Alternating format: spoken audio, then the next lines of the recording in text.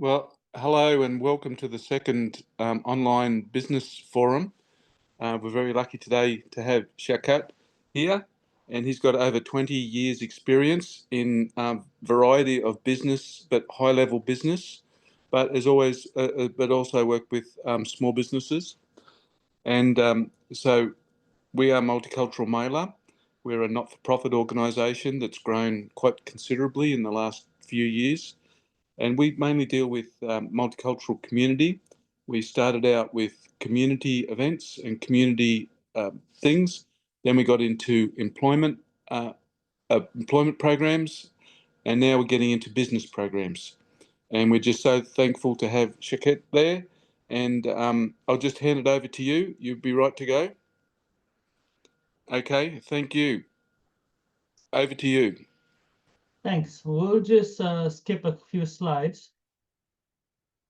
And so, sorry, apologies.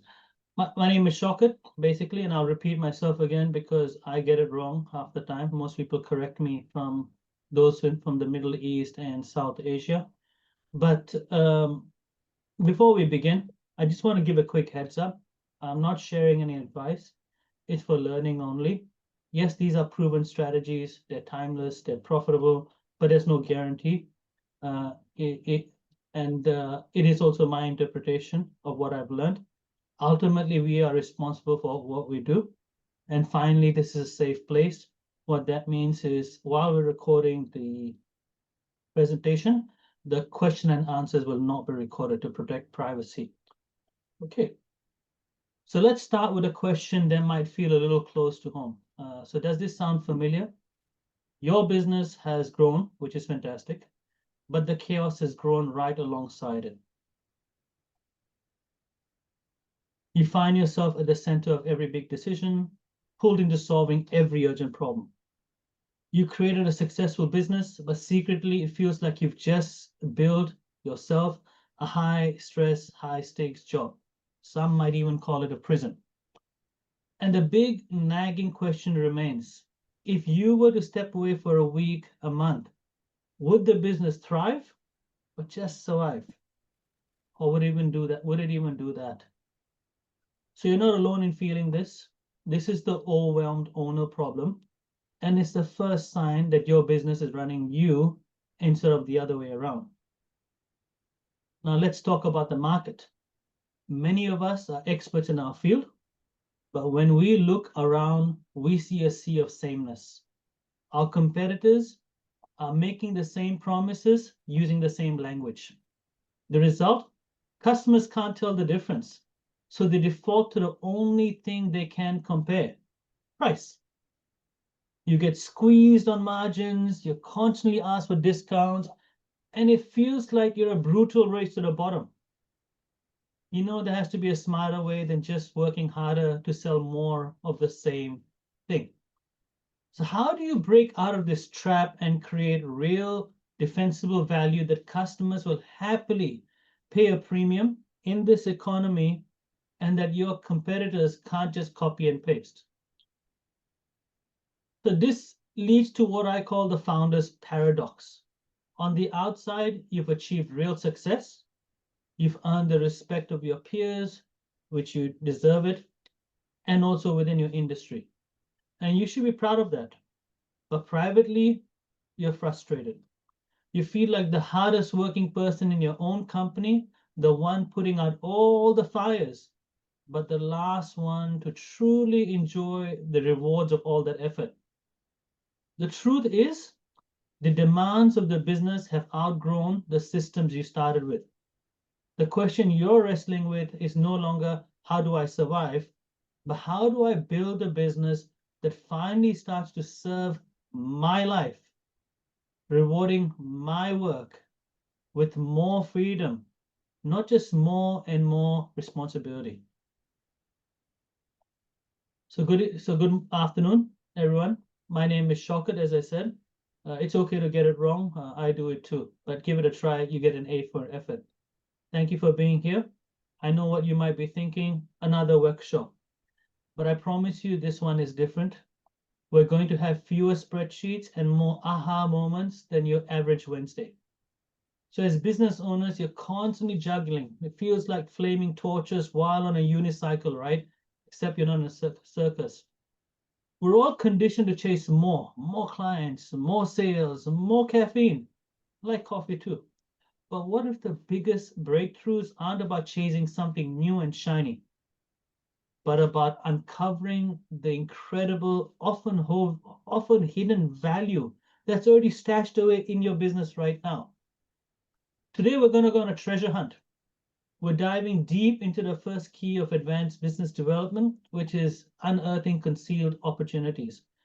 This isn't some fuzzy theoretical concept. It's a practical systematic way to see your business with a fresh pair of eyes. It's a superpower that allows you to find your keys when they were in your hand all along, or the glasses on your head, and you'll be looking around everywhere. My promise to you today is simple. You'll leave this session with a new framework for thinking and at least one powerful insight you can apply immediately to impact your bottom line. This is about real value, not a theoretical nap. Let's begin.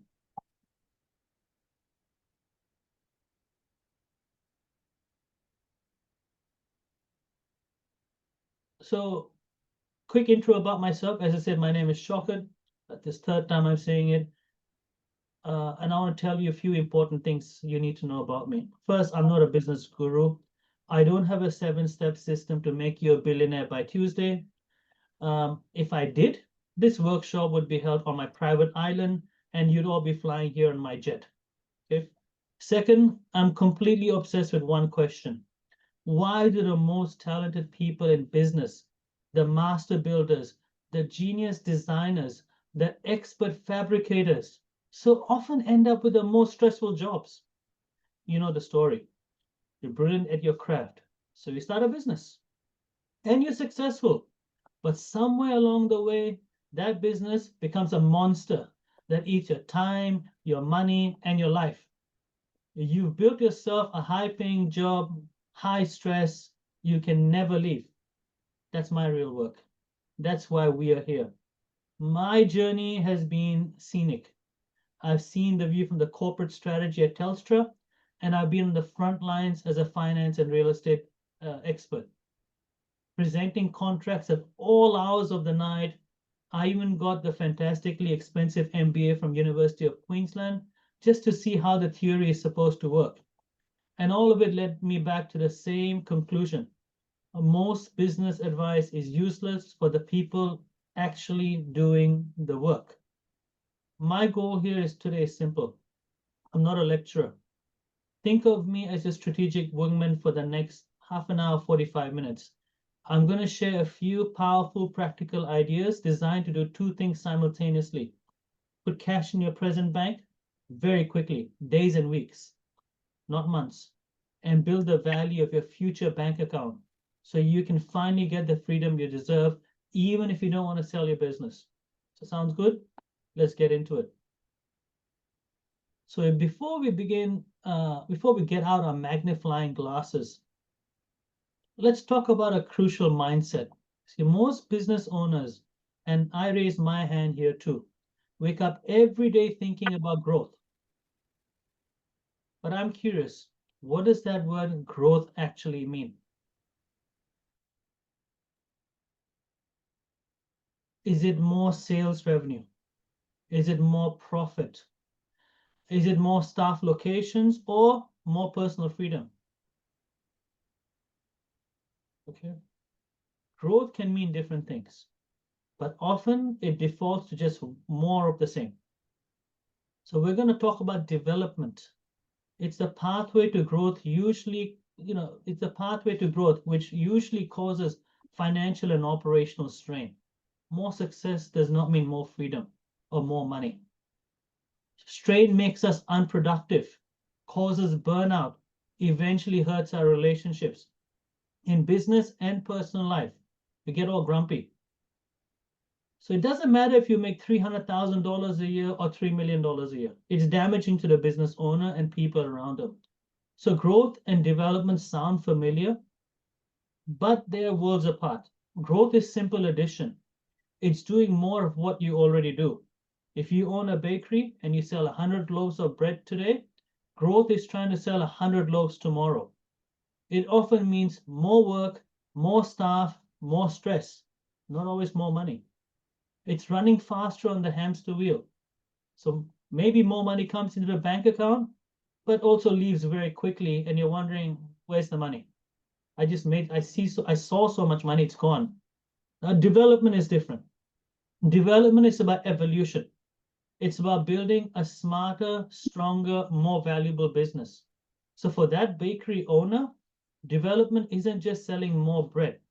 It might be creating a special gluten-free recipe that no one else has, partnering with local cafes to supply their bread, starting a weekend class to teach people how to bake. This is building lasting value and new sources of profit, multiple streams of income, so you're not reliant on one only. That is development. So why don't more people focus on development? Because we get stuck. I get stuck. We get trapped by our own thinking. We have a little voice that gives us excuses. So see if you recognize any of these excuses. I've heard for 23 years now, Shaukat, great, but my business is different. Of course, your business is unique and special, but the principles of how people make decisions and how profit is created are universal. A customer is a customer, whether they are buying a coffee or a billion-dollar computer system. I've seen it all. Second excuse. Now, but before I go on to the second excuse, the whole my business is different, my question to them usually is, do your customers see your business as different? And if they see your business as different, why are they beating you down on price? So the whole goal is to make a business different. Now, the second excuse, common one, is, but my customers are different. And my question is, are they? Or do they all want good value, to be treated with respect, and to have their problem solved? The reasons why people are buying are surprisingly similar across all cultures and industry. Next excuse, we have never done it that way before. This is the sentence that builds a wall around opportunity, like the Trump wall.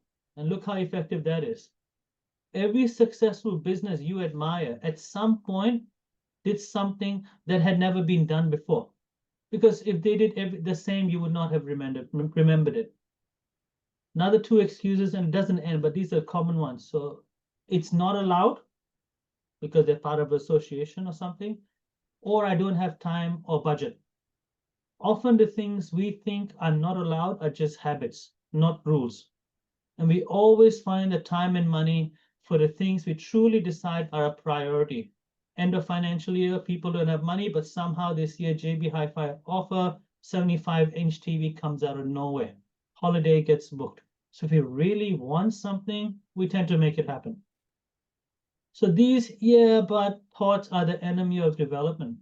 To find our hidden gold, we have to gently ask that voice to be quiet for a little while, at least for the next half an hour, 45 minutes.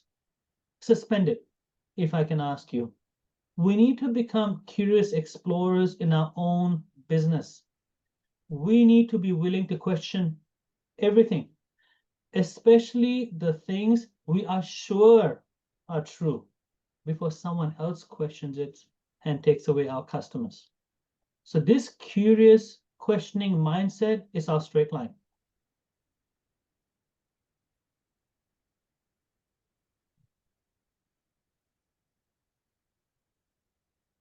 So one of the things I'd like you to do is ask yourself a question. What is one common rule or belief in your industry that everyone follows, which, if challenged, might reveal a new advantage? Just think about that and go crazy, brainstorm. Real estate agents not doing open homes, not working on weekends, working only 9 to 5. I wish I knew this when I was in real estate, because after I left it, I met 7-figure agents who actually did just that. In mortgage industry, it used to be a very common thing in finance and meet clients. I learned how not to meet clients And I suddenly got a list of very high net worth clients who don't want me to meet them because they're too busy. And so it's about questioning your industry. So now to find the hidden gold in our business, we first need a map of the territory. So what you see on the screen is a very famous map. It was drawn by Walt Disney by himself way back in 1957. It's 2025 right now. He wanted to show his team how his company really worked. He understood that his movie studio was the heart of the business, but it wasn't just about selling movie tickets. The movies created characters, Mickey, Minnie, Goofy, Daffy, the team. Those characters could become the theme for a ride at Disneyland.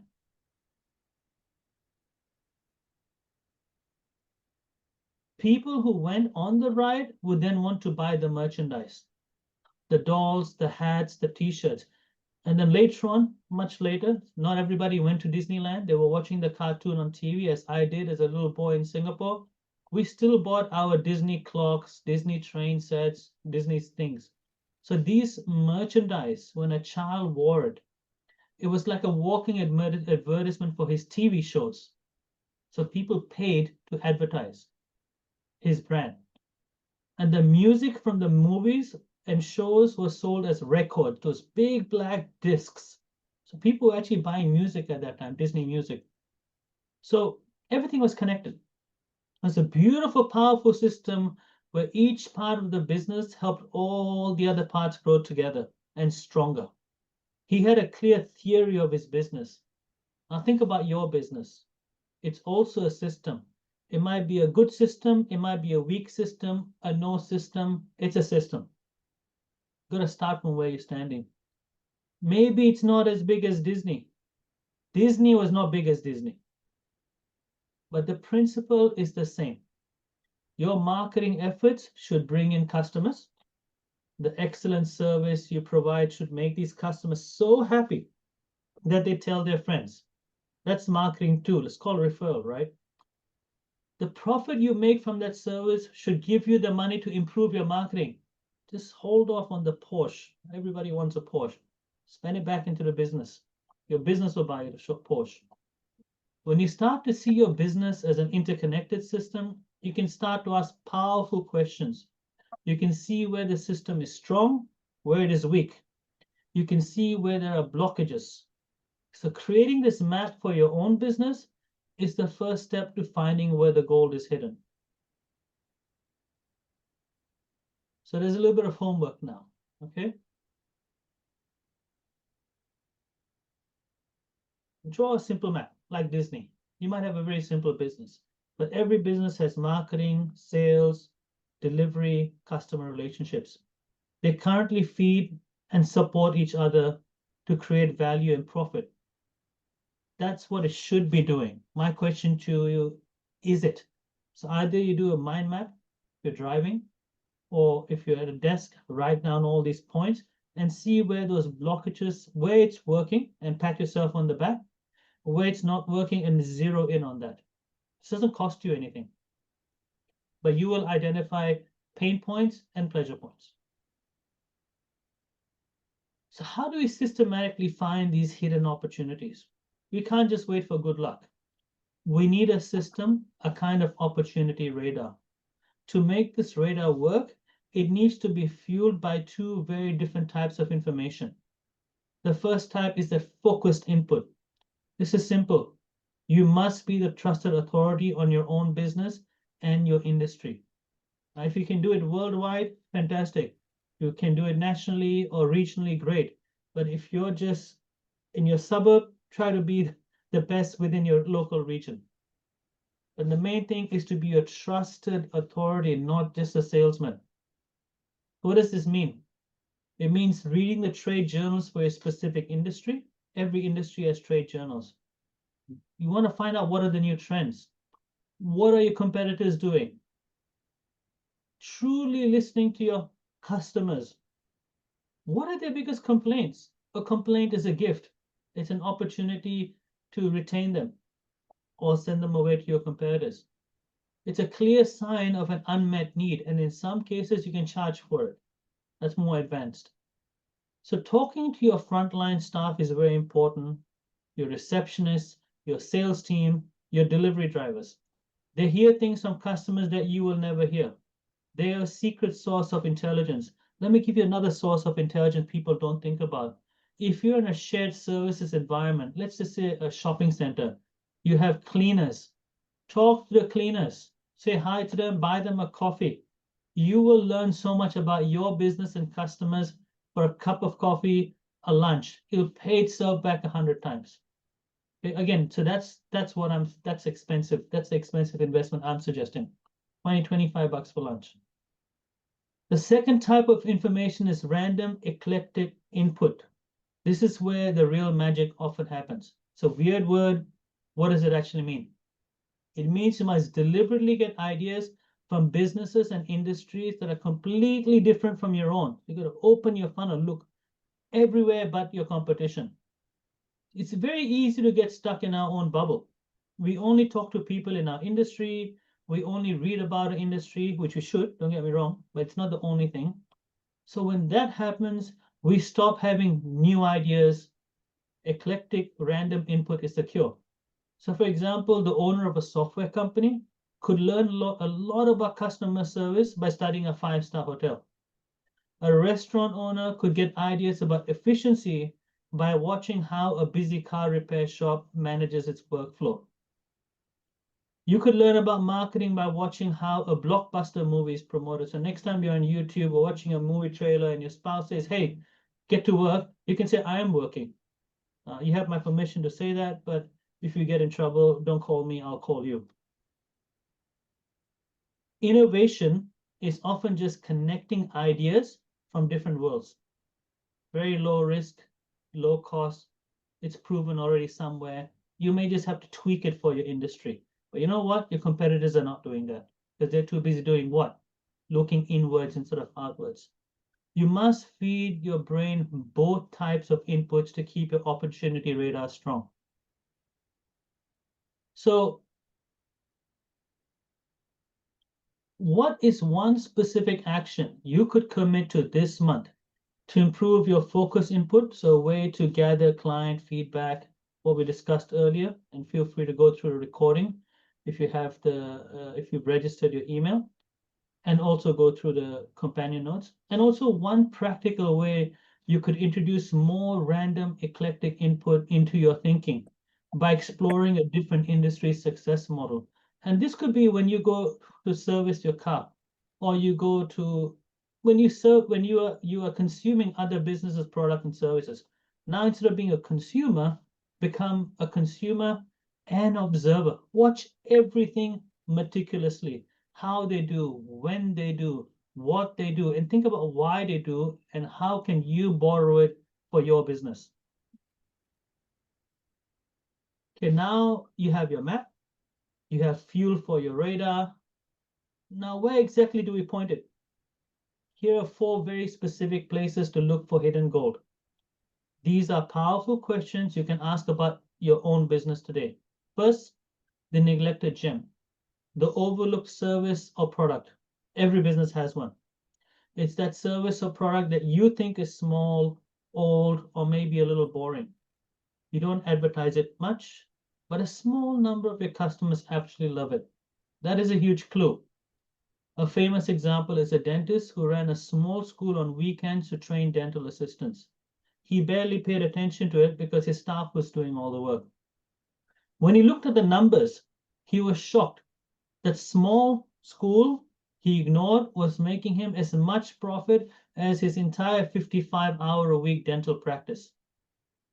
That gold was right there, he just wasn't looking. That money could have been invested. Second, the zero cost sale.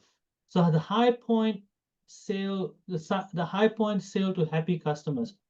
It is very expensive and difficult to find a new customer, especially in this economy. Think about advertising costs. But selling something more to a happy customer who is already in front of you, that costs almost nothing.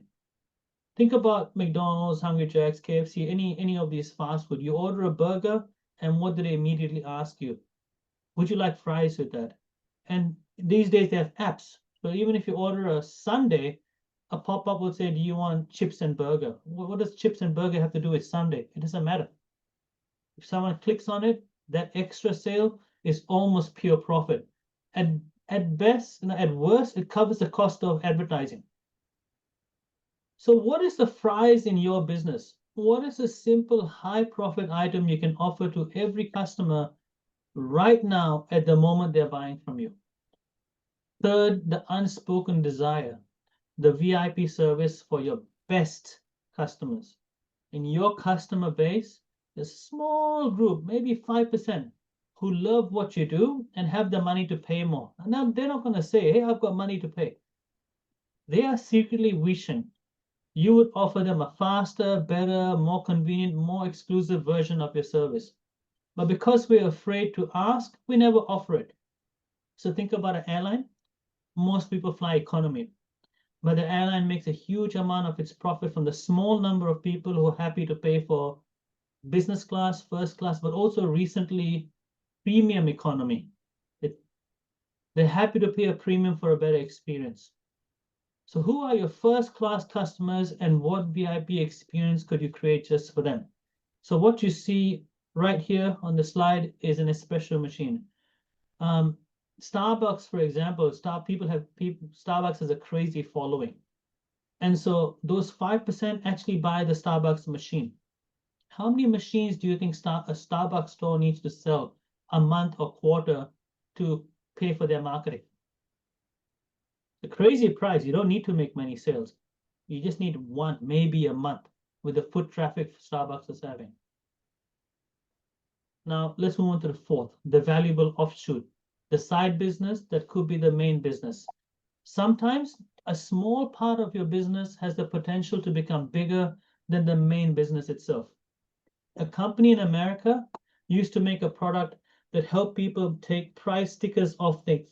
So you may have seen prices on cars, used cars. It's easy to put this price on, very hard to take it off. So this company offered that solution, and they only sold in big drums to factories. Then they discovered that their factory workers were stealing. They were taking it home, putting it in small bottles, and selling it to their friends. The owners paid attention. They didn't call the police, they didn't fire them. They said, hey, you can go to jail, or you can make more money legally, ethically, and become my distributor. Instant sales staff, no need to train. They already exist. And who doesn't want to make more money, right? So they started selling it in small bottles to the public, and that business became a massive success, much bigger than their factory business. How much extra did it cost? Nothing. So these 4 questions are a treasure map that will lead you to the goal. So now it's your turn, right? You choose one of these 4 things.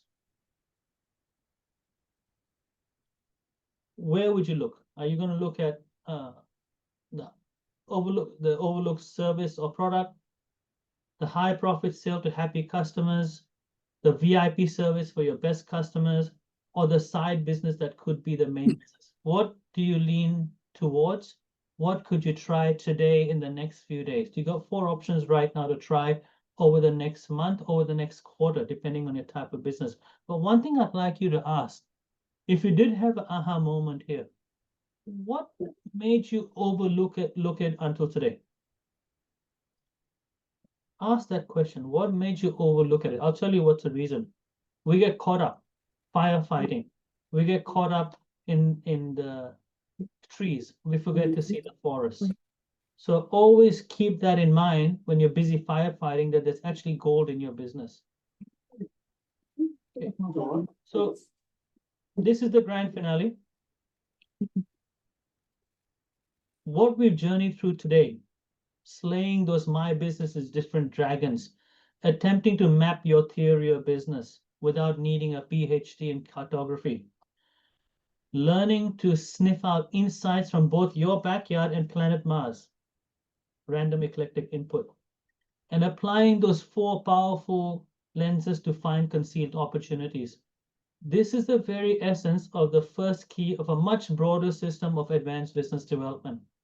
It's about learning how to think like a strategic alchemist, turning everyday business lead into gold. You might feel a bit like you've been through a strategic car wash set to extra vigorous. You know, that drinking from the fire hose feeling. But I truly hope you also feel mentally refreshed, energized by the possibilities that have always been right there, often camouflaged by the frantic weeds of just needing more growth. The real lasting transformation comes not just from one aha moment, but from consistently applying this way of thinking, ideally with the support and diverse perspectives of like-minded peers who can challenge and champion you. All right, so here we've to end.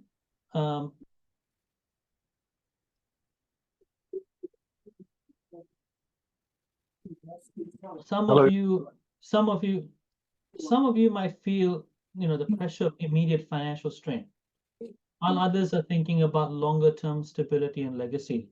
So instead of a sales pitch, because frankly they're boring and rarely helpful, I just want to leave you with 3 open doorways. If one of them feels like the path you need to be on, you'll know how to reach me. Just text me on my mobile or send me an email. The first doorway is for the financial first aid situation. This is for the owners who's thinking, this is great, but I have an urgent cash flow fire I need to put out right now. I need wins in days and weeks, not months. For you, the focus isn't on long-term strategy yet. It's on a rapid, high leverage tactics to unlock immediate cash from the assets you already have. Your customer list and also existing offers, which we just went through. It's about fast, profitable action. The second doorway is for the strategic blueprint. This is for the owner who feels their business is stable, but they know it's leaking profit and opportunity. You have a nagging feeling you're leaving money on the table, under the couch, in between the chairs, but you're not sure where the leaks are. For you, the next step is a deep diagnostic, a strategic audit to get a clear blueprint of all your hidden opportunities and a concrete plan of attack. And the third doorway is a legacy and freedom path. This is for the owner who is ready to move beyond just running a business and wants to build a true saleable asset, even if they don't want to sell. Life happens, so you want to be ready though. And who doesn't want to have a $10-15 million business? It's nice to brag, isn't it? So you're ready to commit to building the systems, the moat around your fortress filled with alligators and a big drawbridge and guards with arrows at the top or machine guns in today's times. And you want to build the peer relationships that create lasting freedom and significant business value. For you, the path is a long-term collaborative journey with a community of your peers. There's absolutely no pressure. My contact details are in the chat. If one of these doorways resonates with where you are right now, send me a quiet email or a text, and we can have a confidential chat about what that path could look like for you. So thank you all for your active participation, your openness, and your commitment to developing your business. It's been a privilege to share these foundational ideas. As promised, I'm going to stop the recording now for Q&A and to respect people's privacy.